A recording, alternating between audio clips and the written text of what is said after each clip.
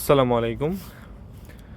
গতকালকে ইনকিলাব মঞ্চের সদস্যদের উপর হামলা করার সময় এক শুয়োর কুলাঙ্গার পুলিশ কনস্টেবল মনে হয় যত সম্ভব বলছে যে আয় হাদির লাশ নেবি না, নিয়ে যা আয়। তো ঘটনা হইতেছে, হাদির লাশ নেওয়ার জন্য তো লক্ষ লক্ষ মানুষ বসে আছে, নিতে আসবে, কিন্তু হাদির লাশ নিতে আসলে কিন্তু তোমার লাশ খুঁজে পাওয়া যাবে না বাবা। যাদের ছায়াতলে বসে কাজ করতেছো ওরা আজ হোক কাল হোক হাসিনার মতো নাই হয়ে যাবে। হাসিনা গেছে না তোমাদের রেখা, ওরকমই হবে। কিন্তু পরে তোমাদের লাশ নেওয়ার মতো কেউ থাকবে না।